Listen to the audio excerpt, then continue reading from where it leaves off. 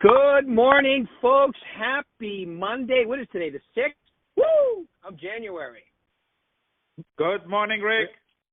Good morning, everybody. Not all at once, you guys crazy people.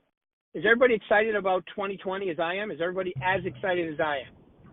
Woo! There we go.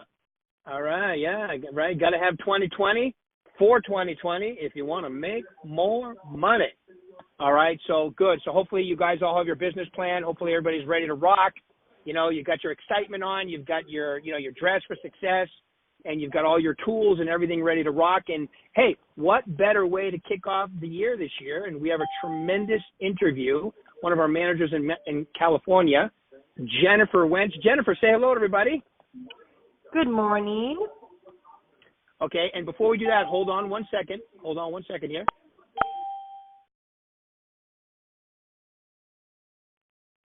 Everybody was so quiet, I almost forgot to do that and mute the call. So, Jennifer, you have to hit *6 on your phone so we can hear you, *6. And when you do that, please let me know. You got it. All right, there you are. All right, Jennifer, so let's go. Tell them a little about yourself, how long you've been in the business, like what office you manage, all that good stuff, please. Okay, so basically I manage the Menifee office in California. It's kind of in between Temecula and Riverside in a way, if anybody knows where that is. And basically, I was with corporate America for 8 years. I was an outside sales rep for a retail company. And really, my goal was to get out of corporate America.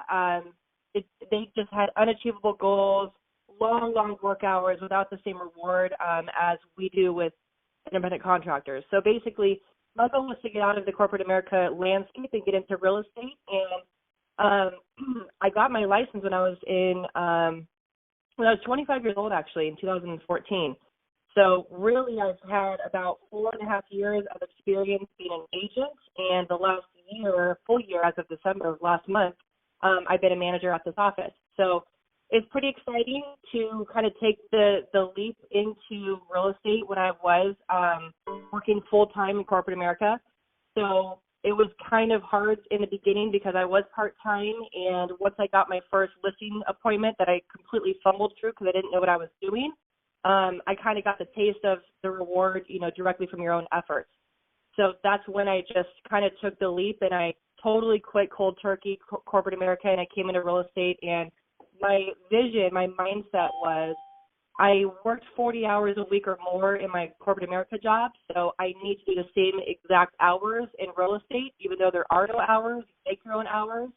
And so that's kind of where my mentality kicked in, and I just did a little bit of everything until I finally got going in a way, and really had little support. My manager wasn't super supportive at my previous brokerage, and fumbled my way through a lot of things, but that's kind of how I got started, and my family has a history in real estate too, so I saw the reward at the end of the tunnel, if you could say that, and that's kind of why I got into real estate. That's awesome. Yeah, it's fun. I've heard that story before too. I've been doing this a long time. It's my 35th year in real estate this year, and I love when I hear somebody say that, because let me tell you what I just heard you say. I was working in a job that I felt like the ceiling was crushing me because, it was the same hours every day, and, and the growth is small. I mean, when you're if you get a 5% raise, wow, 10%. In real estate, you want to get a 10% raise, you sell another house or two. If you sell one more a month or two more a month, you can get even more. So it's that's exactly why I got in the business too. You get paid what you're worth in this business, and the person that gets to pick what you're worth is you, and I would rather be working on my vote than someone else's. Plus, when you're working in corporate America, you can be awesome, but if the person above you is jealous or doesn't like you or is there to sabotage you, which can happen, okay, then, you can only go so far so fast. So the great thing about real estate, and you said it, is you're an independent contractor, and you get to pick your own worth. And I know that everybody on this call today is in the business for at least partially that same reason. So, okay, great. So you've been doing this for a while now, and it sounds like because of the not so great management support you had when you started in the business, that you've decided to change that around a little bit in your office. That's what it sounds like to me. Would that be accurate?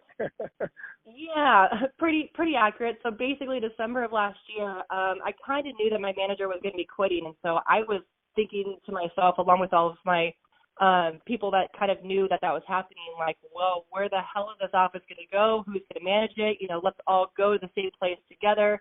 We kind of all had an exit plan because we didn't know who was going to take over.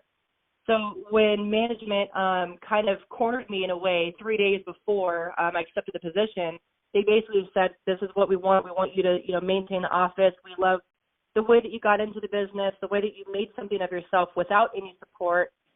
What can you do for our agents? And, we'd love to have you in this position. So it was a lot of 3 sleepless nights of not knowing what I was doing. And basically for me, I was giving up kind of in a way all of my hard work for the last 4.5 years to take on this role to help others. But I really wanted to keep my office intact, and all of the successes that I went through on my own, I could then share with my other agents, in my team. So it was worth it to me to be able to take on that step. And really, I was leaving. I mean, when I started the first full-time year, I made about $75,000 net in my pocket. Then I made 6 figures the next year, and then it went on and on. So luckily, I was in a position where all of the things that I did on the street to be able to get up to that point, I could be able to give back to the agents and teach them, train them, let them know what path I came from, and everyone starts somewhere. So thankfully, I accepted the position. I was able to maintain the office. I had nobody leave, and everyone. My focus was really on the producers of $3 million or less, because our average sale price is about $350,000 in Menifee. So anyone that made $3 million or less, even the zero producers that really weren't engaged or didn't have, the support that they needed, that was my kind of goal, to get them up and running. So over the last year, thankfully, I've cut those people down in half, and we've had a lot of more newer agents produce, or agents that didn't have support produce. And really, I feel like the 5th year is kind of your pivotal year in real estate. I mean, if you really focus long and hard and don't give up, follow up, your 5th year, you'll be working less because you'll have other business come up. You'll have referrals, word of mouth, repeat customers. So your 5th year is kind of your pivotal year, in my opinion. And that's kind of where I was this last year with being a full-time manager, and I didn't work to get my friends and families and referrals business. I really didn't. I didn't have to farm. I didn't have to spend money on postcards. I'm not competing with my agents, so just anything that came to me was just based off of previous 4 years of really hard work. So, yeah, that repeat and referral business, and you're right. Even though let's face it, in the real estate business, in life, if you make it to something as basically you're a solo entrepreneur, you're in business for yourself. If you make it to the 5th year, statistically, that's really good, but it doesn't mean that you're going to make it forever. So you've got to make some changes, but you do get some benefits by getting there. So you mentioned 75 your first year, and then your second year you went into the 6 figures, and you were doing certain things. So as an agent, to climb the ladder that quickly, what were some of the proactive activities? Sound like farming was one of them, but what were some of the proactive activities that you were doing as an agent to get successful right out of the gate? So great question, Rick. Honestly, I didn't want to spend too much money when I first got into the business because I was nervous. I didn't know how this was going to go. I didn't want to waste, $200 this month, without knowing that a paycheck was coming. So what I did, I just did the cheapest method. I just door hung like crazy. I did open housing. So anything that was going to cost me as little as possible out of pocket until I got going is what I started with. So for me, really, I couldn't even afford color copies. I mean, I just wanted to do black and white print on color pieces of paper. And I really I door hung my 1,200 home farm, and I did that once every 2 weeks.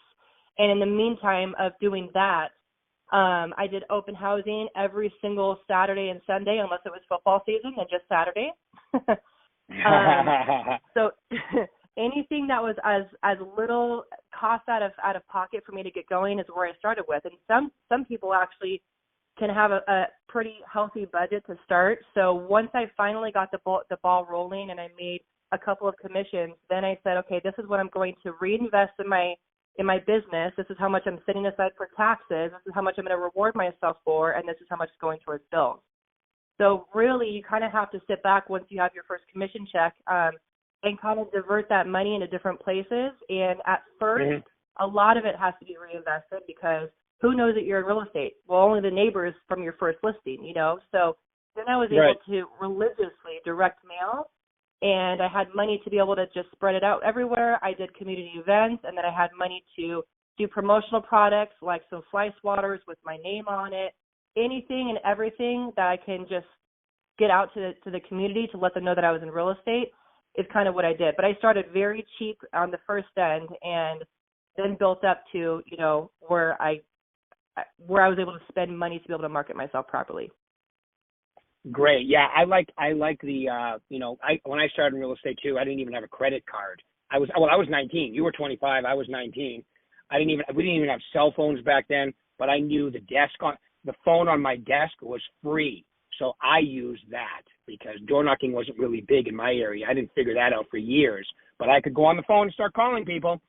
So whatever you need to do, whatever you can do to be proactive is what you need to do and have those conversations. As you know, when I come to your office, that's what I talk about. It's all about the conversations you're having with people. And tell us a little about your community events too, because I think I saw a post around the holidays and you and a whole bunch of people dressed as presents walking around somewhere. Tell them a little about some of your community events, which I think are awesome.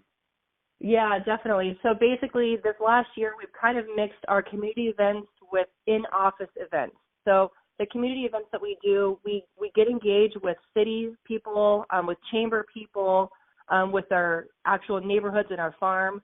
So basically, the best thing that an agent can do is engage with those types of avenues to be able to get into a platform where you can speak to the mayor of your city, you can speak to chamber members, you can get involved in your community, because that could be a very lucrative lead generating system on itself. So I have all those connections, thankfully, over years of hard work and just talking to people.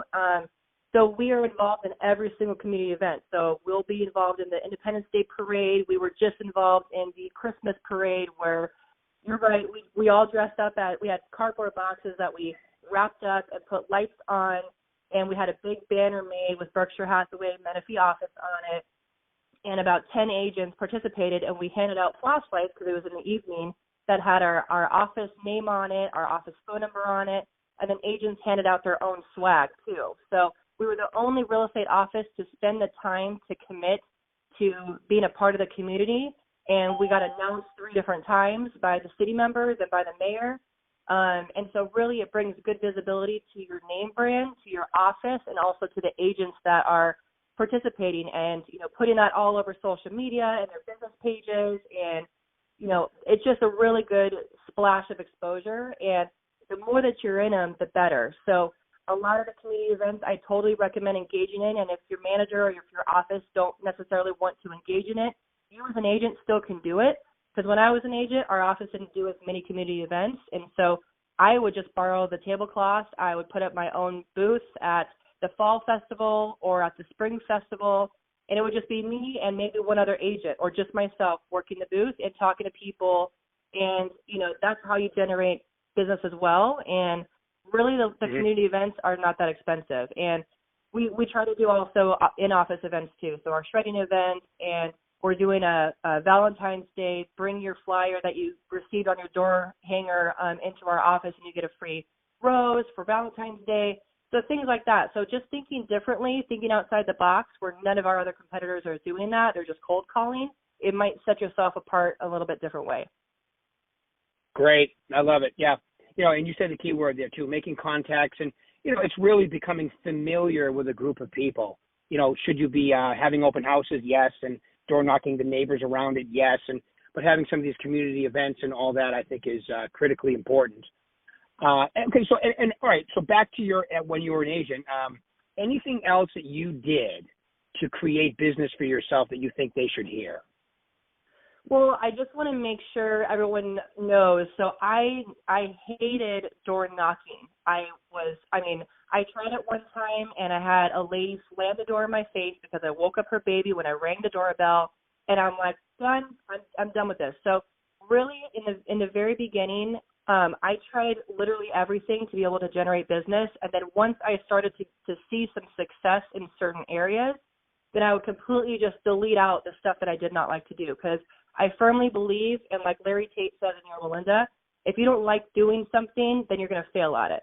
So for me, Right. I hated door knocking, and I knew I was going to waste my time and spin my wheels, whereas I could have been putting that much more effort into doing an open house or going to Lowe's with my Berkshire Hathaway shirt and my name badge and handing out some flyers for open houses that weekend, just in case I can start up conversations in that platform instead of doing something that I really hated doing. So in the beginning, try everything, but then kind of hone it down and see exactly what you like doing and what you're comfortable with doing, and just jet it out. Just completely dedicate your time into the things that you like doing, because that's going to help make you successful. I agree 100%. Yeah, and I agree with Larry, and I've heard Mark also say that several times. And a lot of the rookies of the year that I interview say the same things. They say, I tried a little of everything, but then I got down to it. And the guy that was the rookie of the year last year in Arizona, he did all his business, from open houses, door knocking them, working them, following up from them, and blasting them on social media as well. Okay, and Tim Dunn, the guy I interviewed a couple weeks ago, before he took the week off in between Christmas and New Year's, he has a tremendous business, and he's only been in the business 3-4 years now, and 80% of his business comes from working open houses properly, out there door knocking, doing the social media.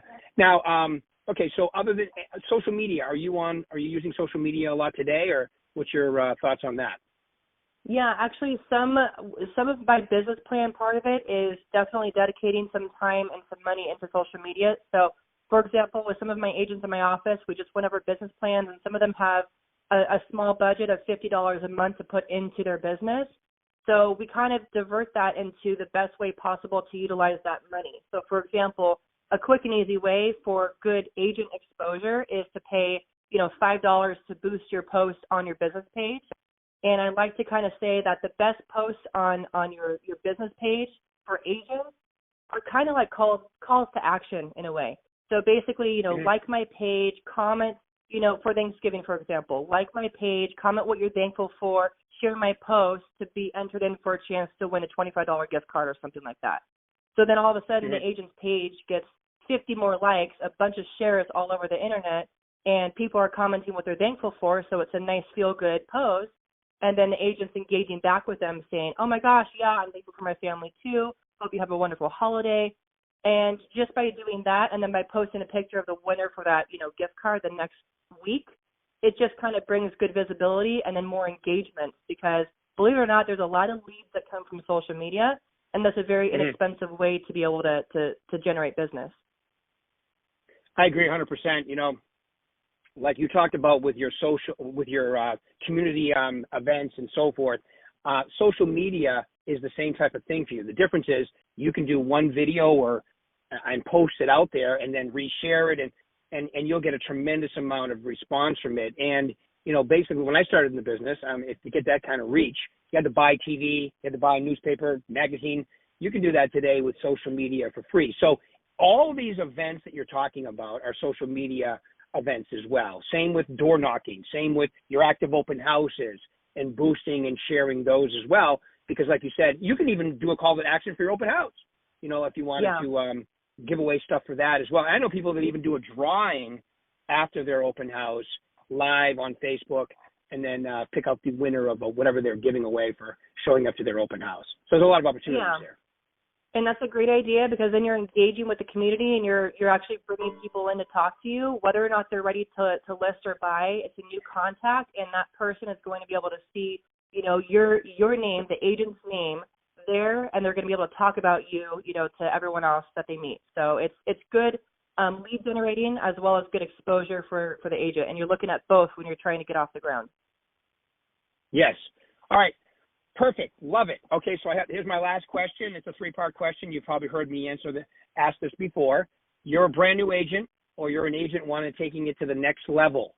Okay, what are the 3 most important things you would tell them to focus on? Ooh, Okay, good question. So basically, number one, it's kind of the two-part, but number one would be don't give up and follow up, because the number one thing is a lot of agents say, I'm going to go really hard at this for 3 months, and then let's see what happens. And then all of a sudden they go hard for 3 months, or they go hard in the beginning and then they don't see any immediate results and then they give up. But really, you're generating leads for your long-term future as well as your short-term future. It's very rare that you're going to see somebody that says, hey, thanks for hanging this on my door. I'm ready to list tomorrow, so come meet with me today. It's kind of rare. Right. It's more of a planting the seed and cultivating those seeds type of thing. So the most important thing that kind of goes with that is making a budget and a time schedule so that you can last your entire first year and start to reap the rewards of your first hard year of work, throughout that entire 12 months. So it's not going to be an immediate thing, but also the second part of that, number one, is to follow up, because so many agents will meet people at open houses or at community events or talk to people and not ask for their information to follow up with them. Hey, can I just give you a home evaluation report once a month? And you set them up on the VAC, you don't even think about it, and it gets sent to them once a month, and then 7 months later they call you and say, hey, we're ready. And you're thinking, who the hell is this? Where did they? Oh, yeah, 7 months ago. Cool. So the first one is don't give up and follow up. Don't give up. It's funny you say that, because I was just having this conversation with an agent right before this call about that. Don't give up. I love it too. I'll be using that. Don't give up on your follow-up. I love it. All right, so perfect. Number 2 on your list. Okay, number 2. By the way, I'll be using it and giving you no credit. No, I'm kidding. Go ahead. Hey. Okay, number 2, honestly, for me, is to be organized or hire somebody to get you organized, because that kind of goes along with the follow-up part of the business. You've got to be organized with your write-offs, with your income, with your meet and greet people, with what did you send them last month, what can you send them this month, what did I talk to them about, when are they going to be ready to buy or sell. It's a really big part of the business that I think gets overlooked. So if you're not a really good organized person, then you can find somebody or hire somebody that's going to help you get organized, because it's a simple spreadsheet or it's a simple calendar that will really help you stay on track and really get into the mindset of following up with your business, on a weekly or daily basis. Really should be daily basis, but organization is huge. Yep, I love it. And that could be something like a TC. That could be something like using your manager. That could be, like for me, I know that I hired, one of the things, I hired a part-time assistant. I wasn't even 2 years in the business, because if you've ever tried to read my handwriting, and back then all contracts were handwritten with 3 copies, and I had to get an assistant to do all my administrative work. I am administratively challenged.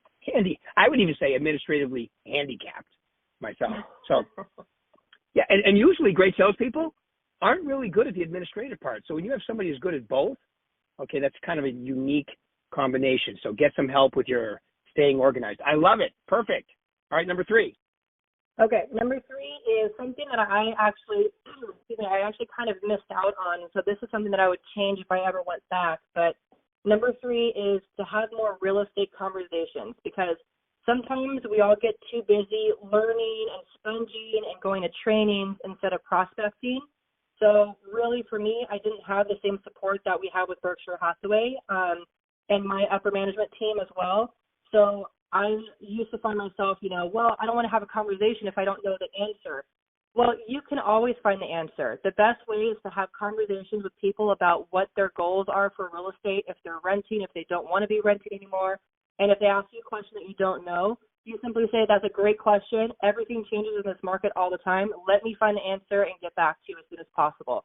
So how was your weekend? Just go on with the flow of the conversation. So really having real estate conversations, and Rick, you preached this, in the last meeting that you came to in my office, the more conversations you have, the more opportunities that you have. So just don't focus on all of the trainings and learning and sponging so much where you're losing track of actually spending really good hard time prospecting. I love it. The P word, prospecting. I think you get paid, in direct proportion to the quality of conversations you have. And just like anything else, okay, getting good conversing is a skill. And the more you do it, the better you get at it, and the more comfortable you become. but everybody's a little uncomfortable at first. But, you know, and like I tell even the new licensees, look, you passed a real estate exam. Okay, you're a professional. You know more than 95% of the people you're going to be talking to. But like you just said, Jennifer, if you don't know the answer, you don't make it up. You just say, you know what? And it's the perfect reason to get back to somebody. Let me get back to you. And I have a reason to call them back. Okay, so it's okay not to know the answer. It's not okay to fib or to stretch the truth. All right, cool. Exactly. All right, Jennifer, anything else you want to mention to them? Because we are just about out of time. I honestly don't think so. I think 2020 is going to be a fantastic year in real estate. I mean, all of our indicators for all of our markets look like it's going to be super positive. So if any year was the year to kick ass, it's this year. So I'm excited for it. I love it. I love it. Oh, well, thank you very much, Jennifer. And before everybody goes, remember, okay, all of my I just got my numbers from Podbean and Podcast from last year. So we did pretty good last year. A lot of you are listening, so thank you. So remember, if you have an Apple phone, it's on your podcast app. If you have an Android phone, download the Podbean app for free, and then you just type in my name, Rick. The last name is Berube, and you can sign up for those. Same with my YouTube channel. Everybody, I got a whole bunch of new videos on there. And like Jennifer just mentioned, if you haven't watched my State of the Real Estate Economy one for the top 10 points I give, please check that out. And Jennifer, once again, thank you very much for being part of it today and taking 30 minutes out of your time. That was awesome. Woo! Thank you very much. We'll do it again in a week. Thanks.